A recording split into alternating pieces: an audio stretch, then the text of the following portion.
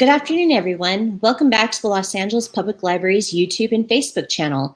I'm Katie, a youth services librarian for the Los Angeles Public Library, and I'm so excited that you're all here to join us this afternoon for another fantastic program for teens.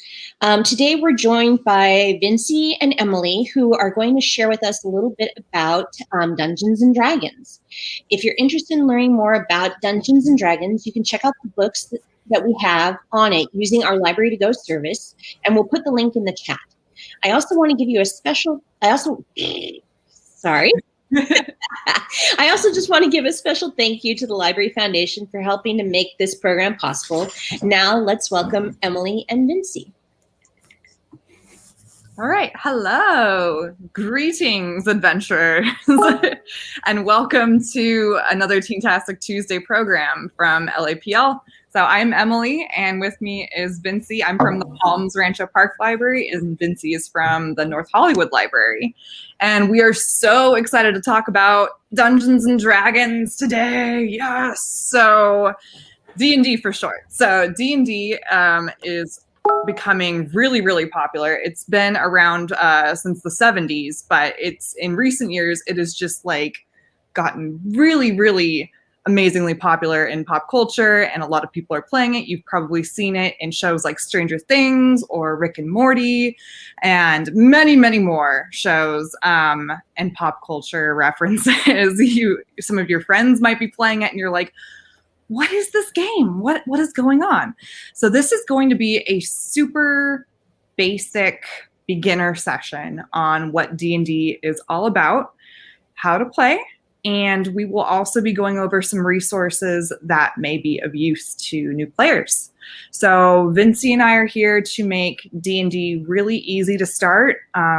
It can seem kind of daunting sometimes. I know it was for me when I first started playing, because, you know, people will look at the rules and they're like, oh my gosh, there's so many rules and there's all these numbers and statistics and what do I do? What is this all about?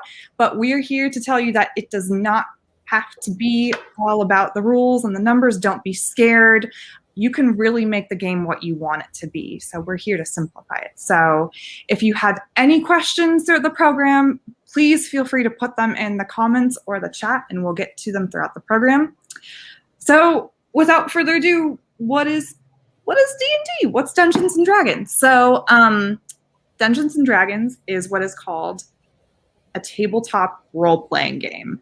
So usually people will sit around a table, but, you know, with your friends. Now we're in a pandemic world, so it's more often played virtually, which is all, it works great via Zoom and Google Meet, but generally played around a tabletop or a table, and you play with your friends, and you get to role play, hence the role-playing game. You get to create your own character, your own fantasy character that is like whoever you want to be, basically. And so you create this character and you play as them through a quest or an adventure. And the person known as the dungeon master or the game master, also DM or GM, I say DM, everyone has their own preference. The DM will narrate the environment and the scenarios of the quest in which you and your friends, known as the party, will go through. So you hear the environment, you hear the scenarios, you tell the DM what you want to do, and then they narrate the outcome of your actions. Usually that's accompanied with a dice roll, and the dice determines whether you fail or succeed, or somewhere in between. So yeah, it's kind of like a choose your own adventure game with dice rolls. That's basically like as simply as I can put it. There's no limit to the type of like different scenarios and environments that you can play in. It could be super high fantasy. It could be steampunk. It could be like on a pirate ship. I've seen some like Wild West saloon Dungeons and Dragons campaigns. So it's really like whatever you want it to be. So yeah, I guess now Vincy will talk about how you create your character. Yeah, thanks. So when you're playing Dungeons and Dragons, there's a couple things that are commonly used to play it. One of them is a character sheet, which you can see, right here.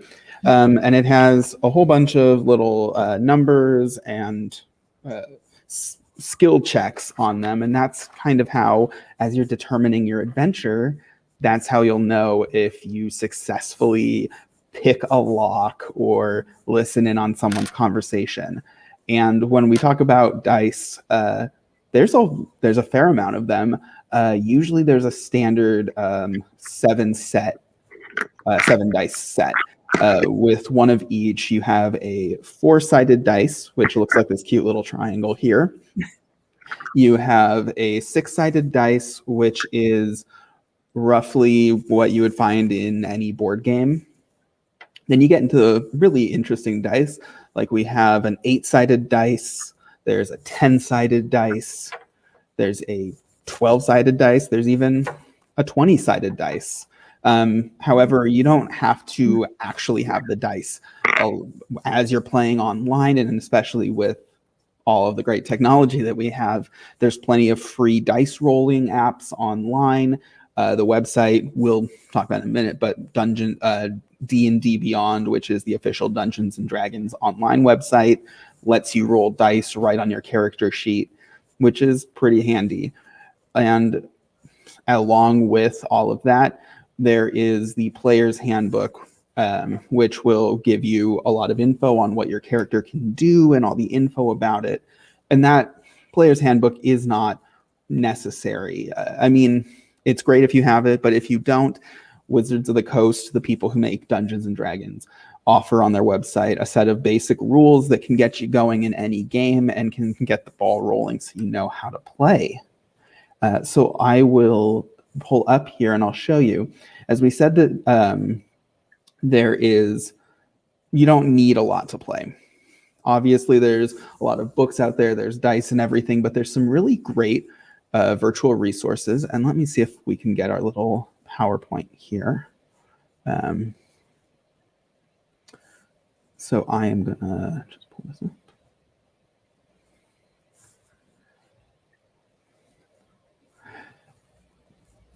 So most commonly, like I mentioned, you'll use D&D Beyond, which is the official company Dungeons and Dragons. That's their online website. Or you'll use a website called Roll20. And Roll20 can act as a virtual tabletop of sorts. So if you are not so much into theater of the mind and trying to describe what's happening, if you use a website like Roll20, you can have maps on the screen, you can have little figurines and tokens. It's pretty great. So like I said, when you're using D&D Beyond, you can keep track of multiple character sheets. It offers you access to the game rules, to sources, tools, new player's guide, pretty much anything you can think of you might need. This website is a great resource for that. And then also here's an example of Roll20. As you can see, we've got a map on the screen. On the left-hand side, you can see some small pictures to represent our characters. And so when it comes to Dungeons and Dragons, you get to make your own character, and within your character, there's a whole wealth of options. You'll usually pick from a set of races. You can think of that kind of like as what your character is born as, whether they're a dragonborn, a dwarf, an elf. There's a whole bunch of them, a human. It's up to you. You can pick from any one of those. And along with that comes a class. And you can think of the class as what their job is.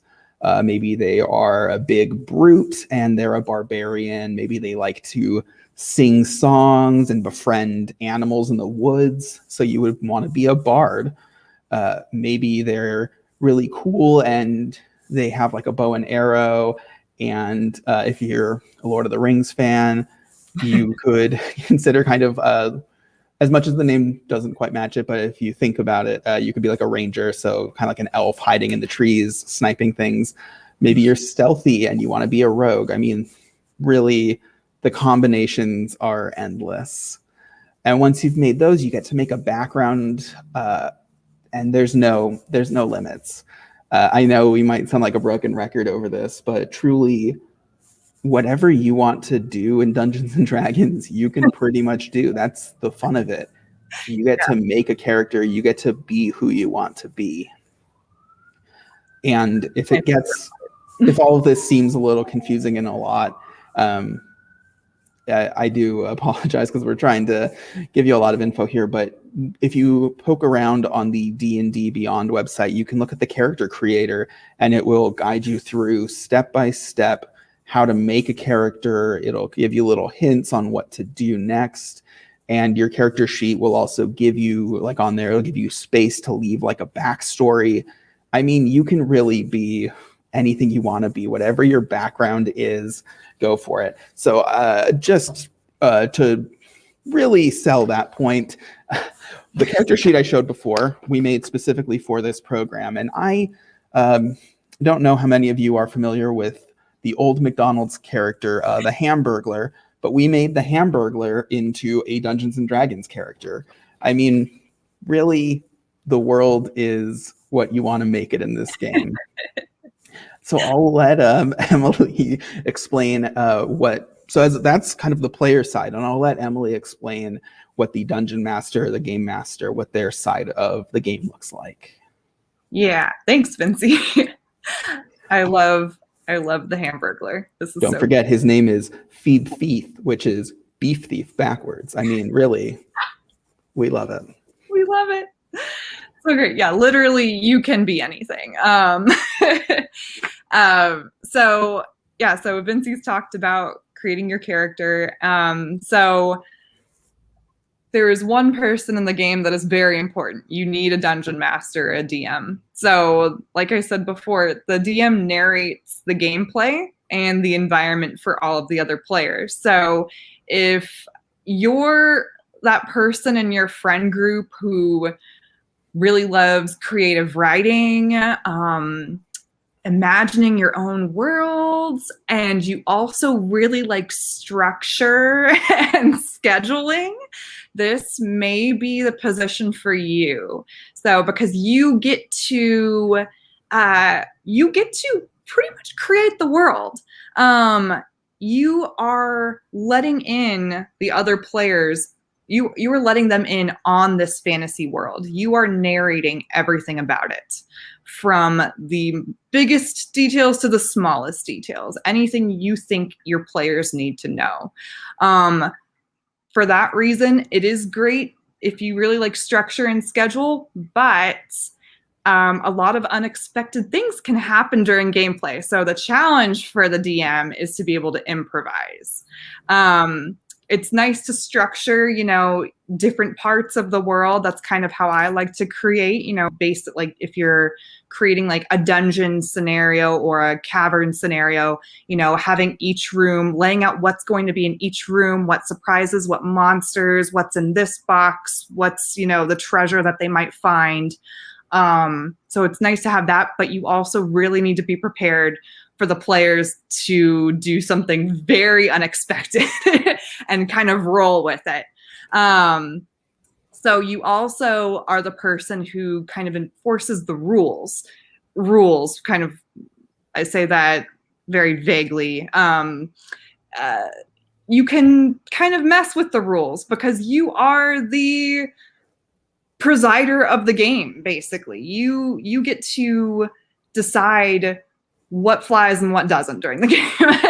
So all the players have to respect your rules, and it's helpful to have the player's handbook, and there are like basic rules that you need to kind of keep in mind.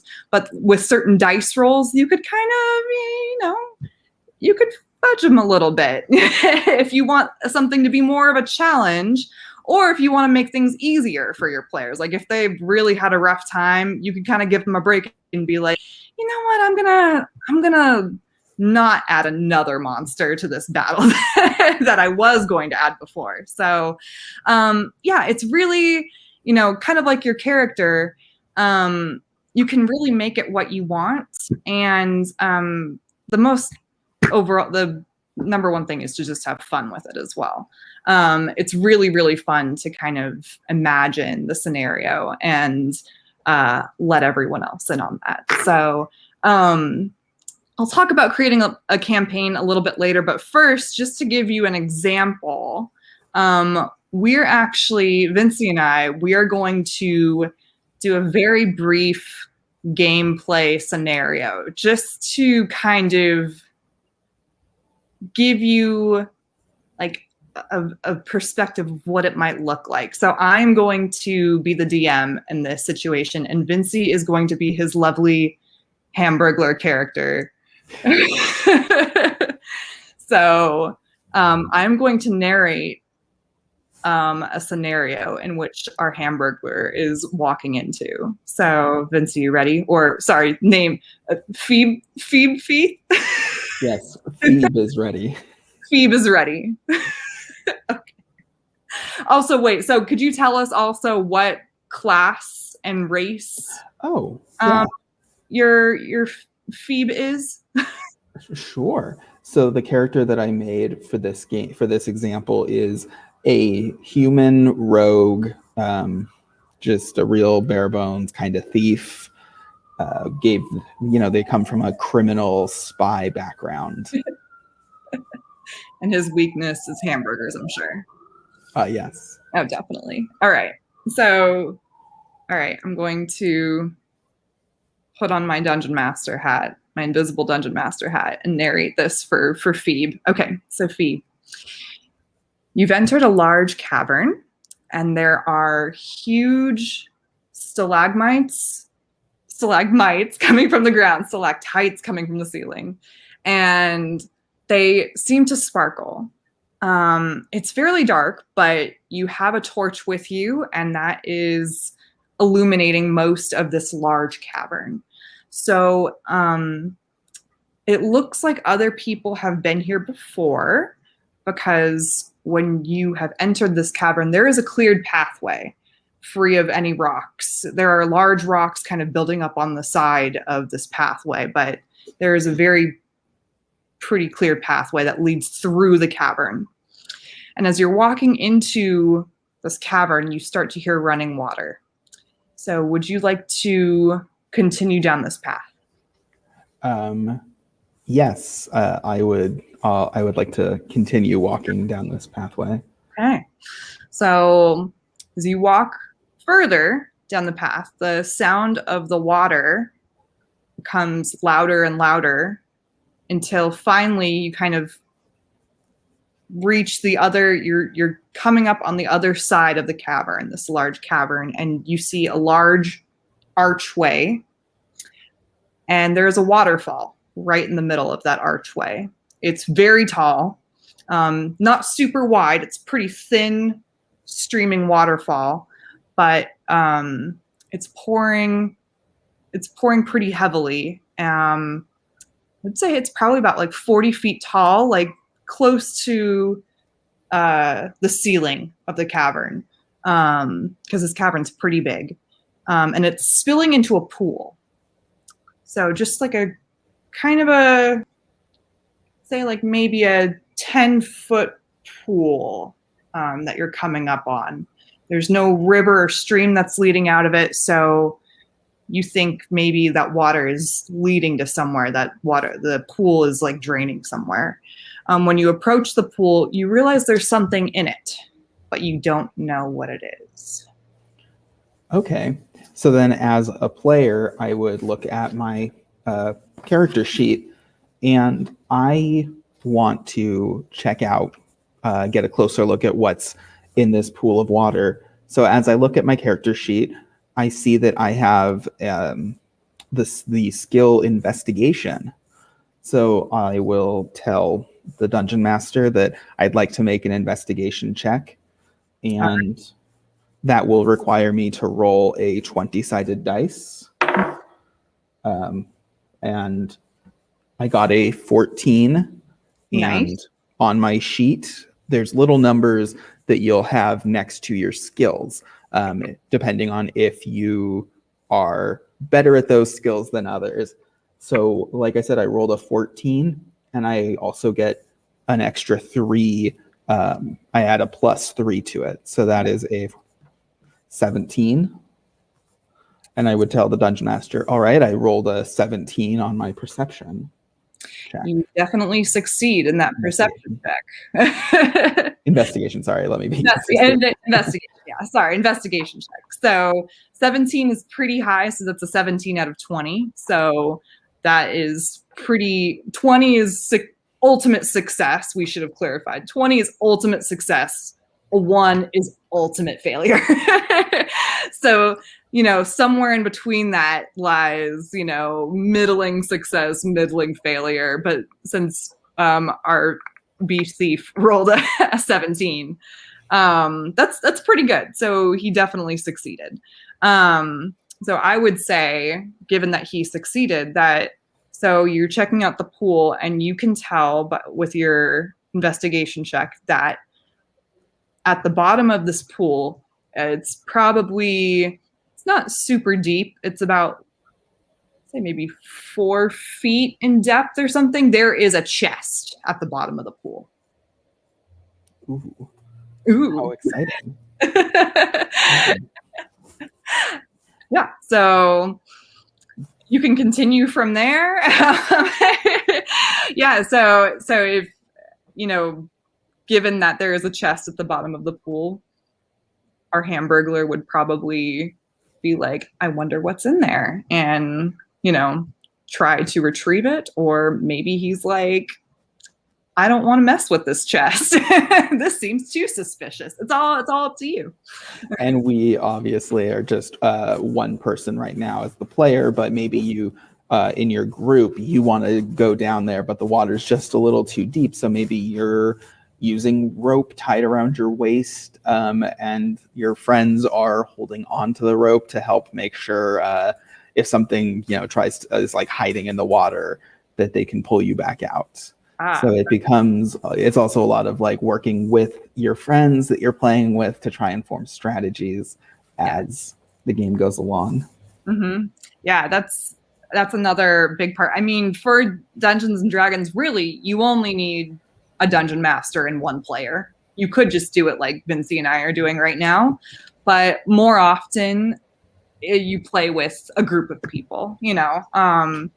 Usually, I'd say you could play with really as many people as you wanted, but I'd say a good group is probably like 6 players, but you could play with as little as 1 person and a DM, or as many as 20. That would be a long game, but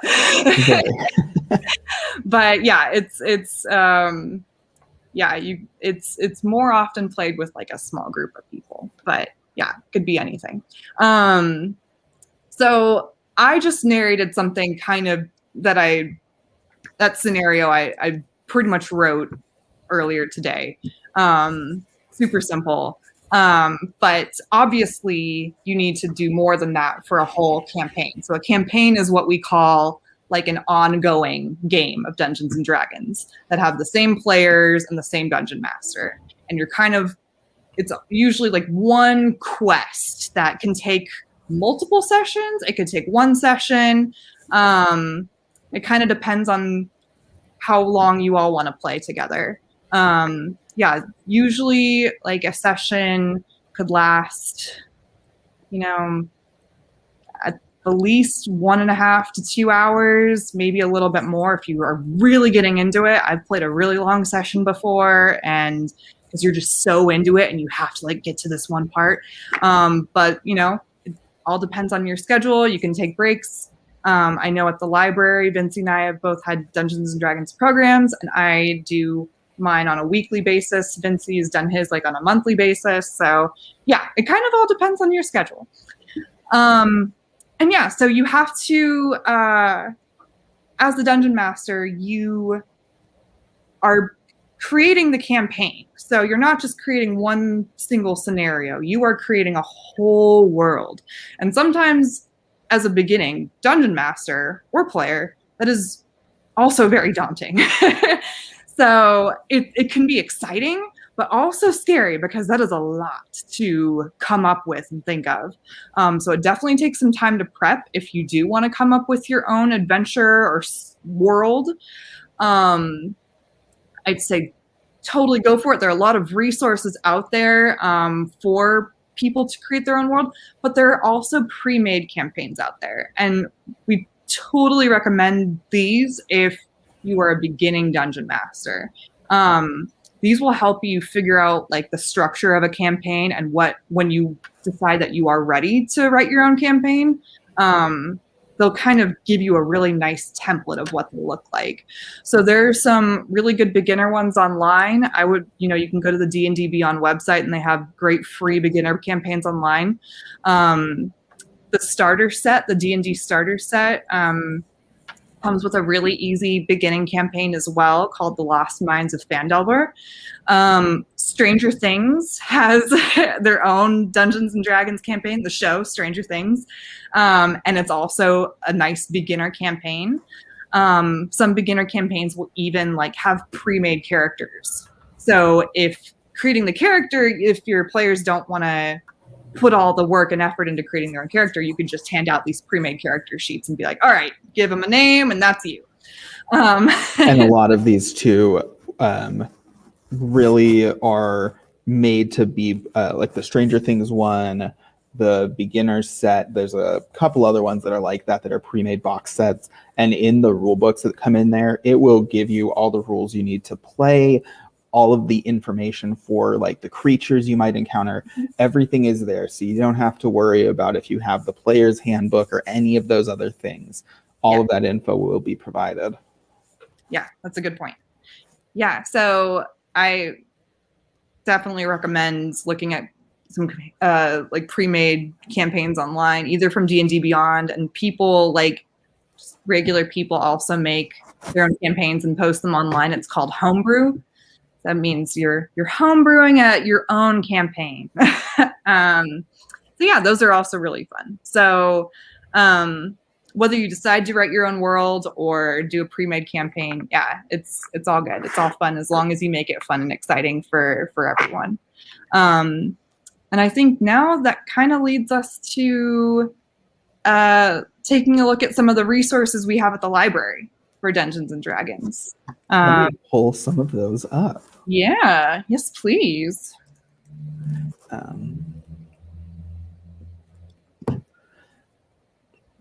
There we go.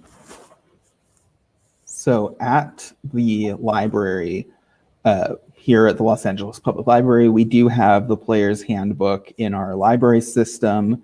I believe we also have the Dungeon Master's Guide.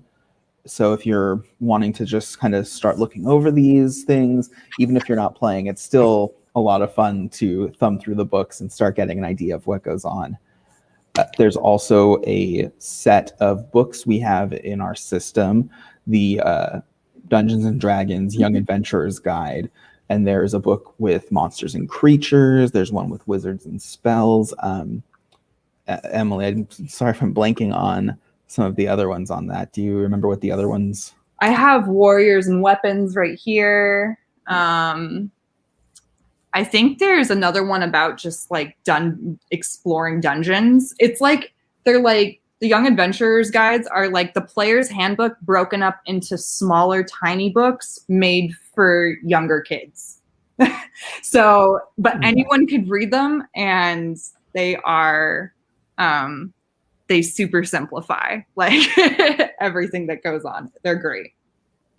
Yeah, they're excellent resources too if you want to start kind of like making your own game and you don't want to deal with like looking at all the numbers. You just want to start getting an idea of like what are the creatures, what kind of like spells, like all of that stuff. These books, they are for a bit of a younger crowd, but also they're invaluable.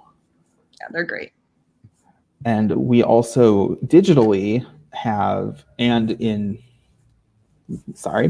both at the library in our system and through the website Hoopla, that you can access e-media with your library, your Los Angeles Public Library card. We have various Dungeons and Dragons related comics, and there are also these Dungeons and Dragons Endless Quest books, which I know we referenced earlier the old Choose Your Own Adventure books, and that's what these Endless Quest books are. It's really fun if you want to kind of get an idea of what it's like to play different types of characters. As you can see on the screen, there's one that's like a wizard, one that's a fighter, there's a cleric one, and it's pretty cool. You'll go through them, you're in this character, and you'll have to make choices, and then you turn to the specific page and see what happens next. But it's really a great resource to get an idea of what it's like to play as that specific class in Dungeons and Dragons, and they're also just a lot of fun. Yeah. And like I said too, there's also a lot of comics. There are straight up Dungeons and Dragons based comics like Evil at Baldur's Gate, and other ones that are based around the characters and creatures and the worlds of Dungeons and Dragons. But then there's a lot of other TV shows and media that have tie-ins. Like Stranger Things has a Dungeons and Dragons comic. Rick and Morty has one. If you are familiar with the online web series Critical Role, they have comics. There's a wealth of those to read, which is also, it's great. They're a lot of fun to read, and it can also help you if you've got writer's block with coming up with a campaign. Yeah. I'll plug, I don't have the books with me here, and we didn't put them on the PowerPoint or anything, but The Adventure Zone is also a really good, they have graphic novels now, which are really cute and amazing. The Adventure Zone is a podcast with three brothers and their dad playing Dungeons and Dragons, and they've gotten really popular. So The Adventure Zone is one, and Critical Role is probably like the other most popular like YouTube channel for Dungeons and Dragons ever. They do really, really great campaigns. So actually that's another thing we should mention is, we're talking about library materials. Yes, use the library. Also watch YouTube. Yeah. If you are looking like on the D&D Beyond website and you see like the one that Emily mentioned earlier, The Lost Mines of Phandalar, if you want to get an idea of how that one plays out, if you kind of want to be ready and know what could happen, what your players might do, if you search for those campaigns, you can usually find great resources, whether they're blog posts or YouTube playthroughs and things where people have recorded themselves, whether it's just explaining it or it's a full playthrough of it. And that's invaluable. As much as this might seem like a lot of numbers and figuring things out, Dungeons and Dragons is also very easy to learn, especially if you like sit in on like a friend's game, or if there's like a library program and you attend and you're just kind of watching from the side, watching like YouTube videos, listening to these podcasts, it becomes really clear and easy how the game is played. Oh yeah, that is actually how I learned, is by watching. Not even playing, just watching a really great dungeon master do campaigns, and that's how I learned how to lead a campaign. That's how I learned how to dungeon master. But it does help you play as well, just by watching. It's great. So yeah, I would look into different campaigns being played on YouTube. There's a lot of great stuff out there for D&D. I think that is it. If anyone has questions for us about Dungeons and Dragons, feel free to put them in the comments or the chat. You can also, if you have any questions, you can also email both me and Vincy if you'd like. Do we want to put our emails up in the chat? Oh, yeah, if we are able to. See. We'll let our awesome tech people help us with that. I was gonna say. Yeah, we'll take a little bit of time here in case there's any questions. Yeah. Just in case there's questions, we're totally happy. Vincy and I have both hosted Dungeons and Dragons. I started it when the pandemic happened. We were planning on starting it right before, and literally like was in talks with a volunteer dungeon master to host a campaign at my library like the first week of March of 2020.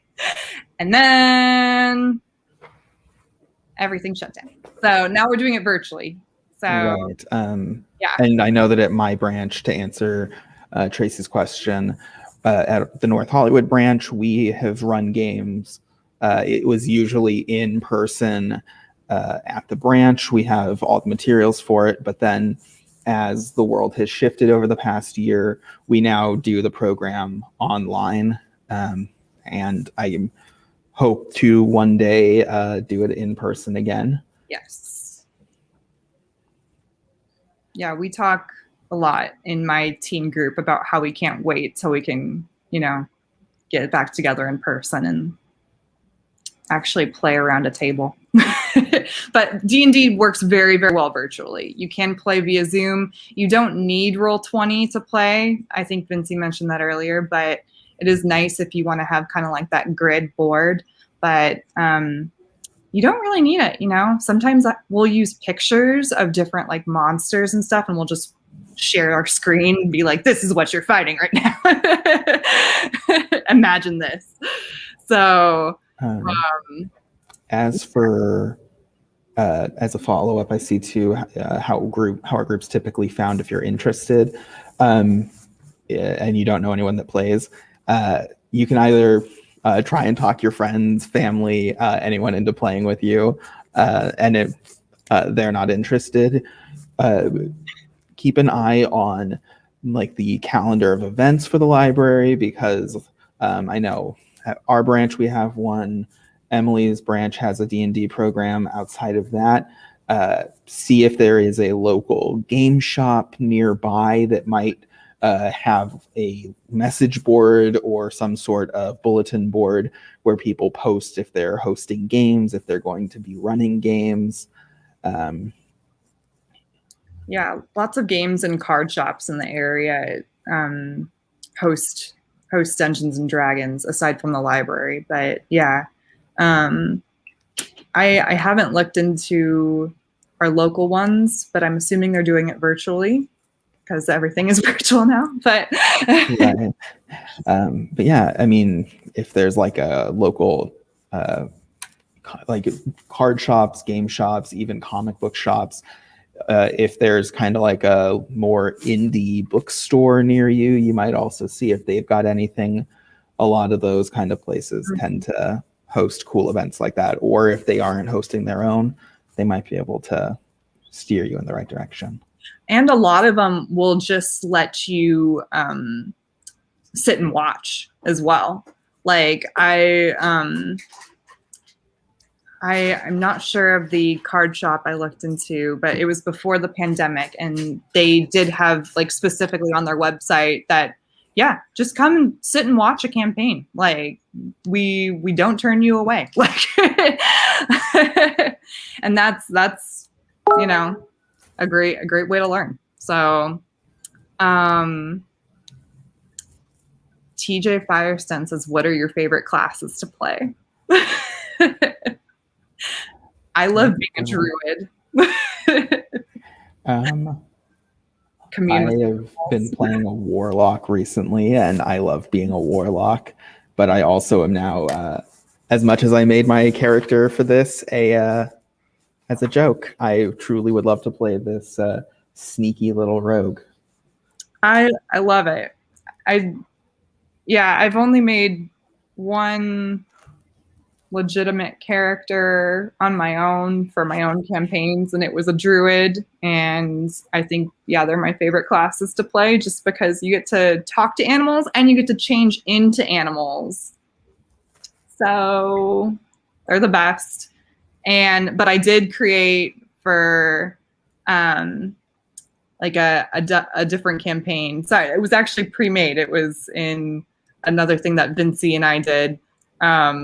It was a half-orc ranger, and I was less interested in the ranger, but more interested in her half orc background. So I had a lot of fun, like playing with that backstory of like her father being a human, falling in love with a beautiful orc woman, and just The sheer amount of backgrounds you can create in those wild stories. Yeah, background is, it's so fun. It's my favorite part. I see someone giving a shout out that they love their rogue, which is great. You'll find that you might make a character for the game and you use it a couple times and you move on to something else, or you'll have a character that you have used for years and it just keeps going. I see someone asking if there's any groups they can join. I know that at the library right now I know that at my branch there's a D&D program that we do monthly. I know, Emily, you had one at your branch, and those ones are for teens for 11 to 18. If you're looking for like an adult program, there was one we had for a little bit, and I'm not sure if we'll have another one, but even if it's not a library one, I'm sure if you look around, you might be able to find. Also, if there's interest, like there's interest in an adult program, let us know. We're always happy to run D&D games. We'll try and make it happen.